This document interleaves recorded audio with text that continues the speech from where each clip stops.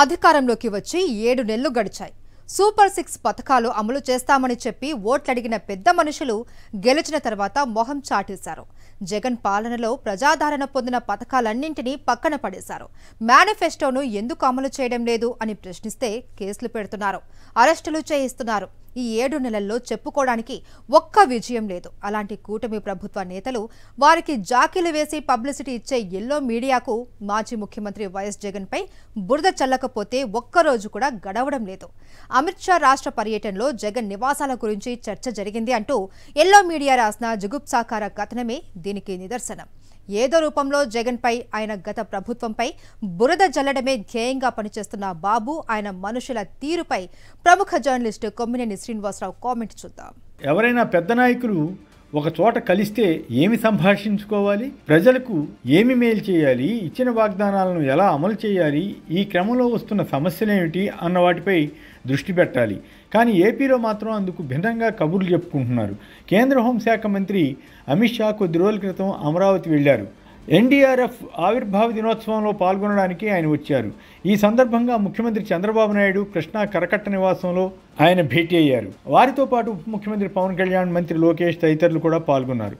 అమిత్ షాతో జరిగిన భేటీని తెలుగుదేశం పార్టీ తన మీడియాకు లీక్గా ఇచ్చింది. అందులో ఉన్న సారాంశం ఏమిటంటే, వారు మాజీ ముఖ్యమంత్రి జగన్కు ఉన్న భవనాల గురించి మాట్లాడుకున్నారట. ఇదేమిటి, ఇప్పుడు దాని గురించి చర్చించుకోవాల్సిన అవసరం ఏమిటి అన్న అనుమానం సాధారణ ప్రజలకు రావచ్చు. ఇంత పెద్ద పదవుల్లో ఉన్న వీరికి ఎంతకన్నా పెద్ద పని లేదా అన్న సందేహం రావచ్చు. అయినా ఏదో రూపంలో జగన్పై, ఆయన గత ప్రభుత్వంపై బురద జల్లడమే ధ్యేయంగా వారు ప్రయత్నించారన్న సంగతి అర్థమవుతుంది. వారు మాట్లాడుకున్నవే పోస్కోలు కబుర్లైతే టీడీపీ జాకీ మీడియా ఆ సొల్లు పురాణాన్ని బ్యానర్గా పెట్టుకుని తరించింది. జగన్ జల్సా భవనాలు, ప్యాలెస్లపై ఆరా తీసిన అమిత్ షా అంటూ హెడ్డింగ్ పెట్టి ఆనందపడింది. చంద్రబాబు నివాసాన్ని చూస్తూ నది పక్కన మీ ఇల్లు చాలా బాగుంది అని అమిత్ షా మెచ్చుకున్నారట. పనిలో పనిగా జగన్ ప్యాలెస్ల గురించి అని ఆరా తీశారట. అది ఈ జాకీ మీడియా కథనం.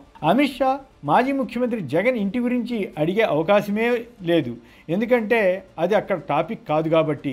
కానీ విజయవాడలో ప్రకృతి వైపరీత్యానికి కారణమైన చంద్రబాబు ఇంటి గురించి హోంమంత్రి అడిగారన్న సమాచారం కనుక ఉండి ఉంటే, అది బయటికి వెళితే అది తమకు ఇబ్బంది అవుతుంది కనుక టీడీపీ నేతలు కావాలని అమిత్ షా అడిగినా అడగకపోయినా జగన్ ఇళ్లపై పచ్చి అబద్ధాలను అల్లి ఉండాలి. ఎంత దారుణంగా ఈ అసత్యాలు వండి వార్చారంటే, హైదరాబాద్లో 100 గదులతో జగన్కు ఇల్లు ఉందట. టీడీపీ ప్రముఖ నేతలు ఆ మాట చెబితే అమిత్ షా తన చెవిలో పువ్వు పెట్టుకుని విన్నారన్నమాట. అసలు ఇంత నీచంగా అబద్ధాలు చెబుతుంటే ఏపీలో ఎలాంటి పాలకులు ఉన్నారా అన్న బాధ కలుగుతుంది. ఈ సోది రాసిన పత్రిక వారికి నిజం తెలీదా? 4 బెడ్రూమ్ల ఇల్లు ఉంటే 100 రూముల ఇల్లు అని వీళ్ళు రాస్తారా?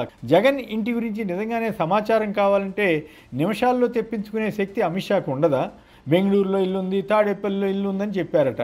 వాటిని భూతద్దంలో చూపి జగన్పై దుష్ప్రచారం చేయడానికి వీరు చూపిన శ్రద్ధ రాష్ట్ర సమస్యలను వివరించడానికి ప్రయత్నించి ఉంటే బాగుండేది. పోనీ చంద్రబాబు, పవన్ కళ్యాణ్, లోకేష్లకు హైదరాబాద్లో ఇల్లు లేవా? ఏపీలోని అమరావతి ప్రాంతంలో ఇల్లు లేవా? అవి ఎంత భారీగా ఉన్నాయో తెలియదా? అవి ప్యాలెస్లు కాదా? కృష్ణా కరకట్టపై అక్రమంగా నిర్మించిన ఇంటిలో చంద్రబాబు నివాసం ఉండడం లేదా? ఆ ప్యాలెస్ ప్రభుత్వానిదని ఒకసారి, లింగమనేని రమేష్దని మరొకసారి మాటలు మార్చలేదా? ఆ ఇల్లు మునిగిపోకుండా చూడటానికి బుడమేరు లాకులను ఎత్తివేసిన ఫలితంగానే విజయవాడ మునిగిందన్న సంగతి నిజం కాదా? హోంమంత్రి అమిత్ షాకు ఏమాత్రం పర్యావరణం, ప్రకృతి వైపరీత్యాల నివారణలపై శ్రద్ధ ఉంటే ముందుగా చేయవలసిన పనేమిటి? చంద్రబాబు కృష్ణానది ఒడ్డున కోస్టల్ రెగ్యులేషన్ చట్టాన్ని అతిక్రమించి కట్టిన ఇంటిలో ఎలా ఉంటున్నారని ప్రశ్నించాలి కదా. చంద్రబాబుకు జూబ్లీ హిల్స్లో ఉన్నది ఎంత పెద్ద ప్యాలెస్సో ఆ రోడ్లోకి వెళ్ళి చూసిన వారందరికీ తెలుస్తుంది. ఆ భవన నిర్మాణానికి ఏ ఏ దేశాల నుంచి వస్తువులు తెప్పించింది ఆ రోజుల్లో పలు వార్తలు వచ్చాయి కదా. అయినా ఆయన చాలా సింపుల్గా ఉన్నట్లు వీళ్ళు ప్రచారం చేస్తారు, మనమంతా దాన్ని నమ్మాలి. తాజాగా అమరావతిలో సుమారు 5 ఎకరాల విస్తీర్ణంలో ఇల్లు కట్టుకుంటున్నారని చెబుతున్నారు కదా. ఇది కాకుండా కుప్పంలో కూడా గృహ నిర్మాణం చేస్తున్నారు కదా. వీటి గురించి ఏం చెబుతారు? ఇక్కడ ఒక సంగతి చెప్పాలి. ఉమ్మడి ఏపీ విభజన తర్వాత రాష్ట్ర రాజధాని అమరావతిలో ఇల్లు స్వయంగా కట్టుకున్న ఏకైక నేత వైఎస్ జగన్. అంతేకాదు సతీ సమేతంగా పూర్తిగా అక్కడే నివసిస్తున్న నేత కూడా ఆయనే. మరి చంద్రబాబు, పవన్ కళ్యాణ్లు పూర్తిగా అక్కడే ఉంటున్నారా? అమిత్ షాకు మరో విషయం గుర్తుకు రాలేదా? ఈ మధ్యకాలంలో ఏడీఆర్ నివేదిక ఒకటి వచ్చింది కదా.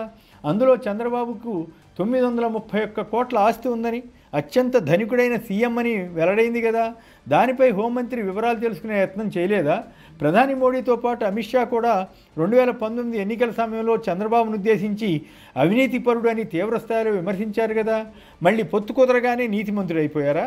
అమిత్ షా మరుసటి రోజు ఎన్డీఆర్ఎఫ్ కార్యక్రమంలో మాట్లాడుతూ ఏపీకి 3 లక్షల కోట్ల రూపాయల మేర కేంద్రం సాయం చేసిందని ప్రకటించారు. అది నిజమా కాదా? దాన్ని ఎల్లో మీడియా, ఈనాడు, ఆంధ్రజ్యోతి కాస్త మార్చి రాశాయి. ఏపీకి 3 లక్షల కోట్ల పెట్టుబడులు వచ్చాయని అమిత్ షా అన్నట్లు ఈనాడు మార్చేసింది. హిందూ పత్రికలో మాత్రం 3 లక్షల కోట్ల ఆర్థిక సాయం చేసినట్లు అమిత్ షా చెప్పారని పేర్కొన్నారు. అమరావతి రాజధాని కోసం 15,000 కోట్ల గ్రాంట్ ఇచ్చారని చంద్రబాబు తన ప్రసంగంలో చెప్తే అమిత్ షా మాత్రం దాన్ని రుణంగానే చెప్పారన్న సంగతి తెలుస్తుంది. నిజంగానే కేంద్రం 3 లక్షల కోట్ల సాయం చేసి ఉంటే ఆ డబ్బంతా ఏమైపోయిందో అర్థం కాదు. సూపర్ 6 హామీలు అమలు చేయకుండా, పెద్దగా అభివృద్ధి పనులు ఏమీ చేపట్టకుండా నిధులు ఎటుమళ్ళిస్తున్నారో ప్రభుత్వం వివరించాలి. మరోవైపు కరెంట్ ఛార్జీల రూపంలో 15,000 కోట్ల మేర బాదారు. ఈ విషయాల గురించి కానీ, మిగిలిన విభజన హామీల గురించి కానీ చంద్రబాబు, పవన్ కళ్యాణ్ ప్రస్తావించకుండా అమిత్ షా భజన చేయడానికే అధిక సమయం కేటాయించినట్లుంది. కేంద్రం మద్దతుతో వెంటిలేటర్ నుంచి బయటపడ్డామని, ఇప్పటికీ పేషెంట్గానే ఏపీ ఉందని చంద్రబాబు చెబుతున్నారు. ఇది ఎంత ఘోరంగా ఉందో చెప్పనక్కర్లేదు. యథాప్రకారం గత ప్రభుత్వం 10 లక్షల కోట్ల అప్పు చేసిందని అబద్ధాలు చెబుతున్నారు. ఇట్లాంటి విషయాలు చెప్పి అమిత్ షాను మోసం చేస్తే లాభమే ఉంటుంది. ఆర్థిక పరిస్థితి మెరుగైతే సూపర్ 6 హామీలను చంద్రబాబు ప్రభుత్వం ఎందుకు అమలు చేయడం లేదో తెలపాలి కదా. జగన్ ఇళ్ల గురించి ఇంత కీలక నేతలు మాట్లాడుకున్నారంటే ప్రజల పట్ల వీరికి ఉన్న చిత్తశుద్ధి ఏమిటో తెలియడం లేదా? పోసుకోలు కబుర్లు చెప్పుకోవడానికి ఇంత పెద్ద నాయకులకి ఇంత ఖాళీ టైం ఉంటుందా?